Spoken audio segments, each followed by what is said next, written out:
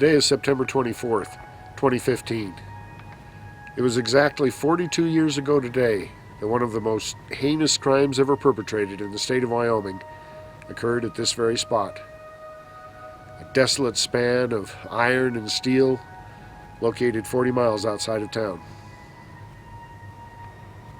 18-year-old Becky Thompson and her 11-year-old sister Amy Burridge were abducted at knife point and driven here. Becky was raped. Both were brutalized and thrown off of the bridge to meet their destiny 150 feet below. Despite critical injuries, Becky somehow survived and managed to crawl out of the canyon the next morning. I didn't know them. Becky was 3 years ahead of me in school. But I remember that after that night, things were never the same in Casper, Wyoming. The thought that something like this could never happen in our town vanished. We lost our innocence, and it never returned.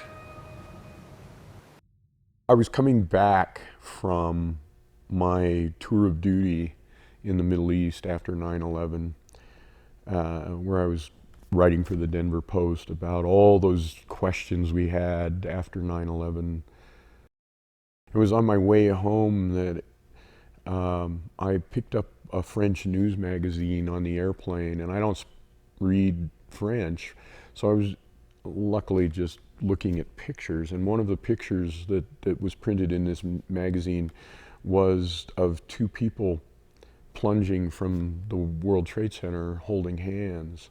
And it wasn't a picture. I'd left the United States so quickly after 9/11, a lot of that coverage I never saw.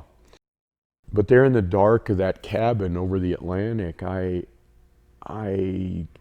something happened, and my brain just sort of twisted over into the story of these two friends of mine, next door neighbors, growing up in Casper, Wyoming, who were abducted and terrorized through the night and taken to a bridge in the middle of nowhere and ultimately thrown off of it.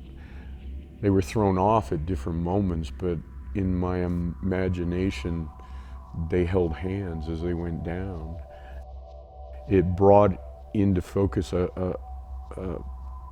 a little more of the ripple effect that one event can have. We knew at that moment that we would live with the ripple effects of 9/11, of course, for the rest of our lives, and that would go into possibly the next generation or two or three, who knows, but certainly for our lives. This event in Casper, Wyoming in 1973 was that kind of an event. It sent forth a ripple, an echo that reverberates through community, through a place, through time, across generations. And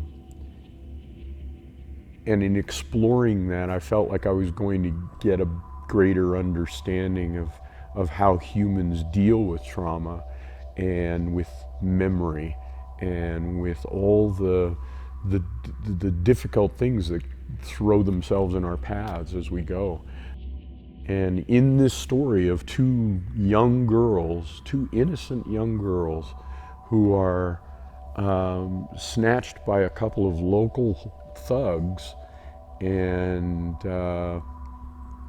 essentially murdered on that night,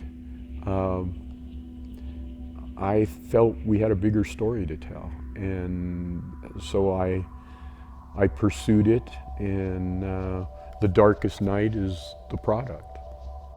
I came to Casper very young and went to school here. We grew up like so many of us were privileged to grow up in this place where you could run free, and there were more kids around than you could possibly play with in a lifetime, and where even trouble wasn't that troubling. And actually didn't want the place to change, and the place doesn't change until we see the events of Fremont Canyon Bridge.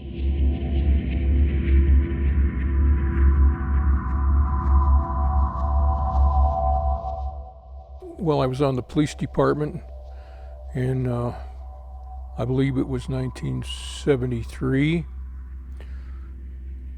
in September. And when I came to work that morning, we got a report of the 2 missing girls, and myself and another investigator, Ernie Johnson, went and interviewed some of the family and found out what was happening. We found their car. Their car was located at what was a convenience store at 12th and Melrose, and it had a flat tire. And that's all we knew at that time about what might have happened with the girls. We started canvassing the neighborhood, and we got no response from any of the neighbors. They hadn't seen anything, nor did the store clerk. But later, as we were working the neighborhoods, we got a call that a girl had been found by Pathfinder Bridge, which would be Fremont Canyon Bridge between Alcova and Fremont Canyon. And it was said that she was one of the girls that was missing. She was thrown off the bridge and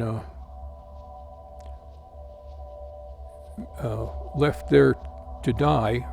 She stayed down in the canyon all night because she was afraid that abductors were still up on the bridge. She was able to crawl out of the canyon.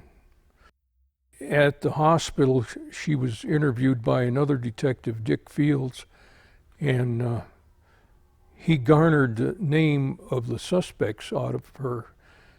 He was able to put some things together on who abducted her, which were Kennedy and Jenkins.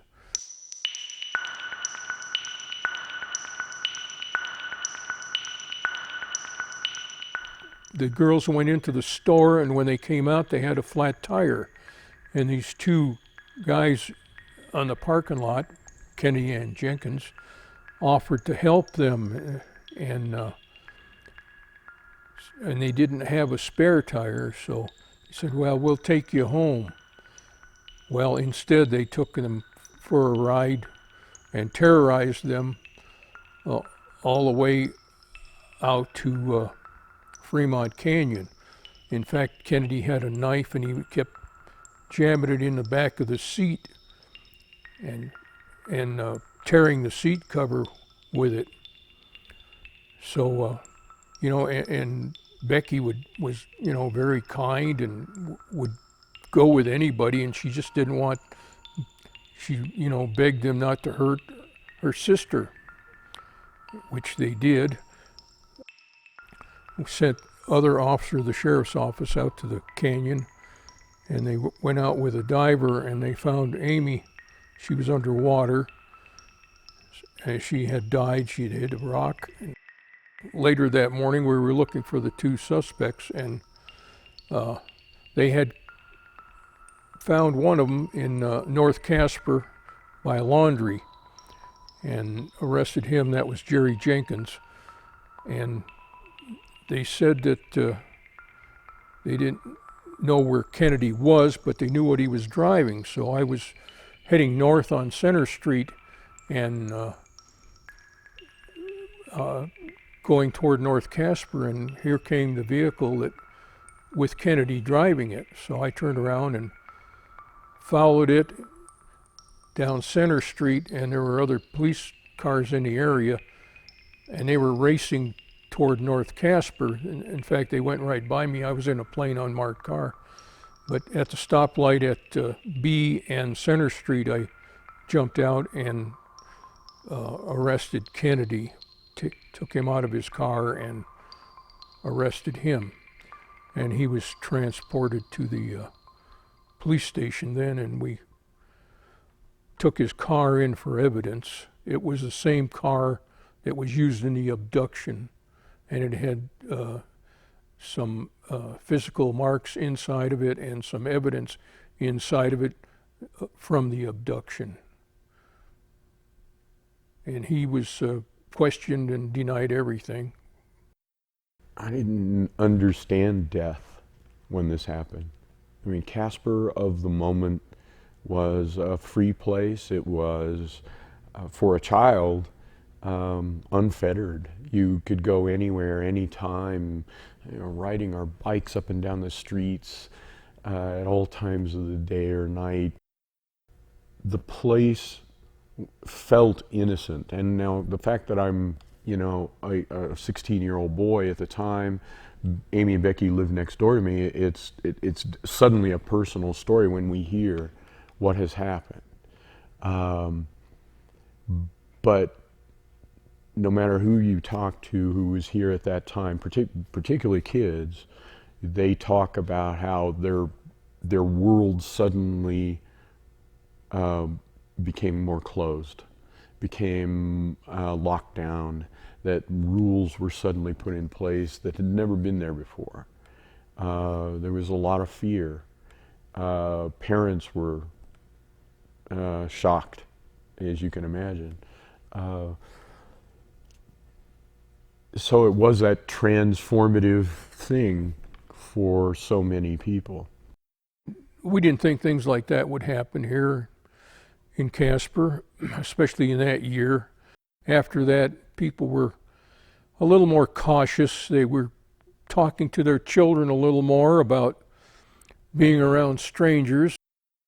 The girls would have been okay if they had just called home and said, "Hey, come and get us. We have a flat tire." But they were so trusting and that's the way it was then. Everybody was trusting.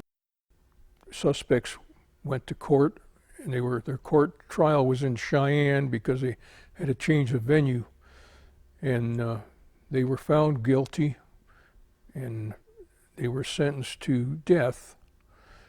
However, it was on the exact same day a year later that they were sentenced.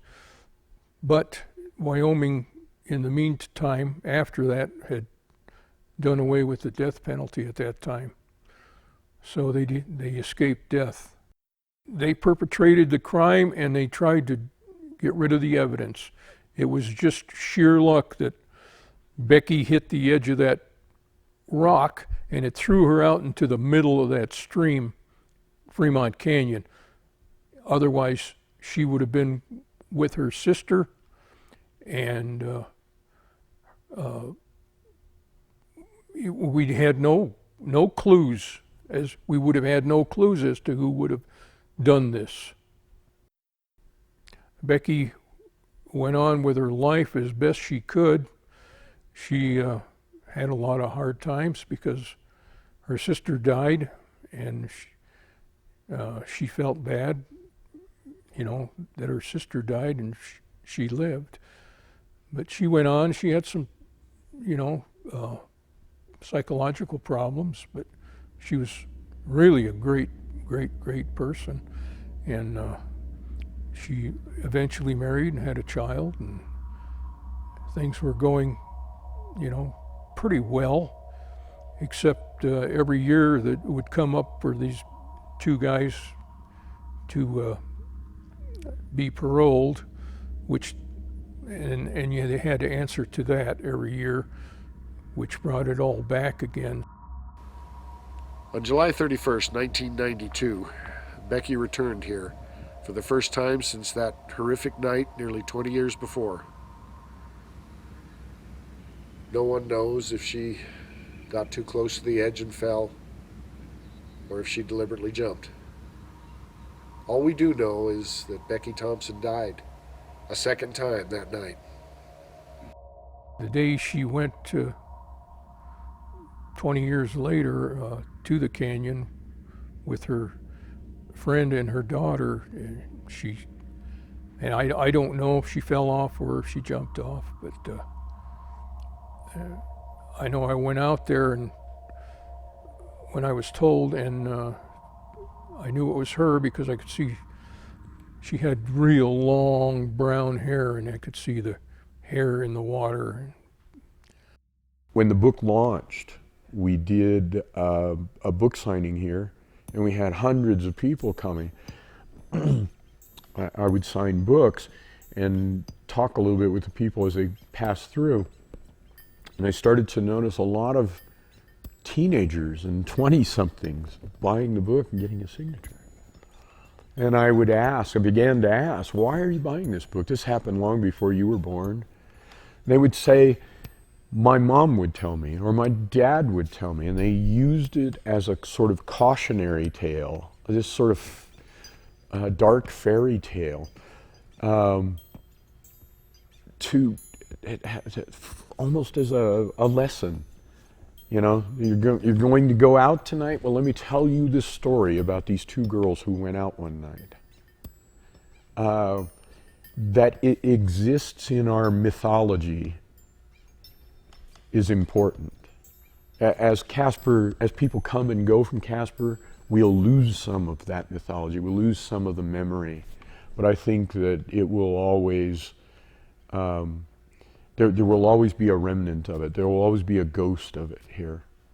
And I think it will exist in that form as a cautionary tale, not as a true crime story, not as a nasty little dirty story that you get to tell around the campfire, but really as a cautionary tale.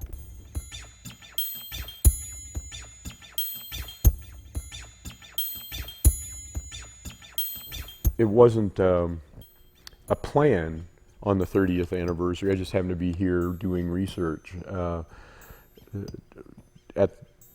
what would have been the 30th anniversary. I happened to check the weather for that date in the papers that I was researching, and I saw the temperatures had been cold, the cloudiness. It was a completely clear night, but there was also no moon. It occurred to me that the weather at the moment was similar, so I started to look deeper and saw that the forecast was for exactly the same conditions as that night, and that in literally kind of an hour before dark, I decided I was going to spend the night out there, and I was going to do it in roughly similar conditions that Becky would have been down there in that canyon. So I just went out there in a shirt and Levi's, but I wore boots. Other than that, I didn't clothe myself. I wanted to experience the cold of that night. Even so, I experienced it slightly more clothed than she was because she was half naked. I had spent, by that time, I had spent a lot of nights on the ground in Afghanistan, in Beirut, doing war correspondency, and that was by far the most nervous, difficult, and restless night I'd ever spent in my life, to this day. It was freezing. It was the temperature got down to freezing, but my body's reaction was to more than the cold, and I started shivering not long after sunset, and didn't finish until the next morning when I climbed out of that canyon. And again, I climbed out with the use of all my limbs, and Becky, of course, didn't. She had to get out there in a miraculous sort of painful way. I think that that experience was just essential to telling the story, essential to understanding her. Overnight, there was this effect that I hadn't known about until after that night when I had a chance to research it. But we know that Becky, she told people that she stayed down there praying for the dawn to come, and how it never felt like it had come, like the night had stopped. Her watch, she wasn't wearing a watch, or it had stopped or something. In the middle of the night, my watch stopped. It stopped working and I couldn't tell the time. And so I found myself, like Becky, just wanting the dawn to hurry. And in time, I could tell the sky was lightening up. And I got hope from that. I found, I felt like I'd survived. You know, I wasn't down there in any danger, but I felt like I'd survived, and I felt hope welling up in me. Well, what I discovered later was, well, this light never seemed to get lighter, and for it seemed hours it was just the same. But I said, but the sky is lighter. Later I find out that there's an effect that happens very briefly in the fall called false dawn. And that's what it was. The sky was actually being illuminated by the Milky Way. And it only happens during a very brief period. So she would have experienced that as I did. And it would have given her this false hope. And in the book I talk about it as just another of the betrayals that she suffered in her life. Starting with that night, it gave me a sense of the story that I couldn't have gotten by just reading reports or even just interviewing people. I had to go get my boots on the ground and experience it. One of the elements of the story that became most important to me was interviewing the surviving killer, Ron Kennedy. I thought I hated him, but the path I chose in my life was to be a journalist, and to be a good journalist in my day meant that you separated yourself from emotions like hate and love and fear to tell a story. To interview Ron Kennedy and to hate him at the same time would be wrong. It would be not only unethical and it was just antithetical to what I believed. So it became important. It became very important to me to tell his story, and I did that. Now, the fact that he chose to tell me the stories that he told me are on him. That's not my responsibility. And that he chose to tell stories that were fantastic and literally incredible was his choice. But I told them the way he told me, and I kept my promise to him that I would tell the stories he told me. He had a certain country boy charm about him. Clearly, he's a sociopath. He's manipulative, but in sometimes I found myself liking him. I found myself sharing some of the recollections about Casper. You know, he grew up here, so that we already share a certain weird DNA. We all grew up here. He's one of us. I was protected through the whole process by being a journalist. You know, I had spent, you know, by that time, all of my life, it seems, as being a journalist. And so I was able to draw that curtain down and deal with it from a safe distance. The only time that became difficult was when I was reading the trial transcripts in the courthouse in Cheyenne. And there were references in the transcripts repeatedly to a map. And I wanted to see this map that had been drawn in the courtroom.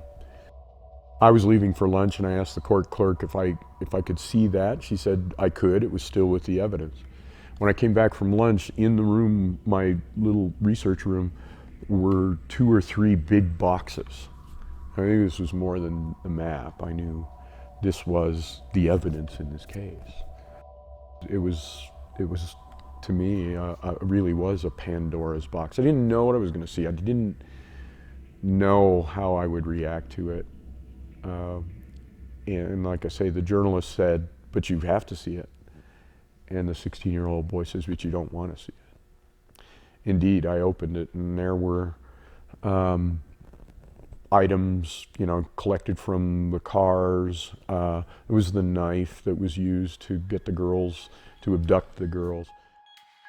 In the box too was the little thin sweater that Becky wore that night that had been cut off her when they finally got an ambulance to her.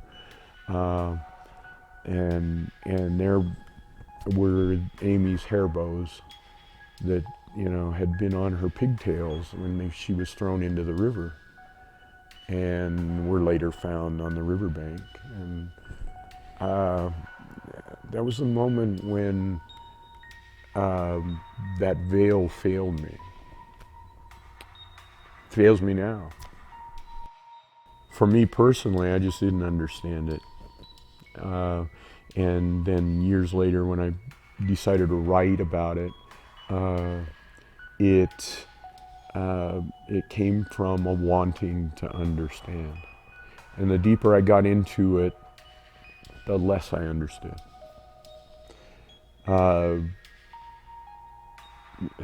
Quite different than what I expected. And if you ask me now to explain it all, I have to tell you I can't. I don't know. We can't know. But I know now enough that I can tell you that we shouldn't try to know everything. And we can't. We can't know everything because if you ask the motivation of a couple of sociopathic thugs, the only real answer is that you can never understand the motivations of sociopathic thugs. For a long time, I would, before this book was written, I would say this is about how evil came to my town. It wasn't long, after I started researching, I realized, no, evil didn't come here. It was here already. I don't know that I'll ever do anything more on this. I don't think I will. But if I did, it would be a much more inward-looking thing, in the hopes that I'm looking into, I think, the soul of a community more than myself. I mean, it's just what it is that keeps us talking about this. Why is this still a familiar tale to us? That's something I never successfully answered for myself. I don't know why, except that I think small towns have extremely long memories. If this had happened in Denver, it would have been on the front page for a few days. It might have been the trial coverage, but pretty soon it would have faded away, and we wouldn't even really, there wouldn't be a community-wide recognition or recall the way it is here. And it, as we said, it's fading a little bit too. But I think there will always be a shadow of it out there. Things haven't changed much here since that night. There is a safety rail to keep people from getting too close, and there's a bench in memory of Becky and Amy. But the bridge remains, and the dark canyon walls and the cold water below haven't changed in 42 years. And somehow, I think they remember.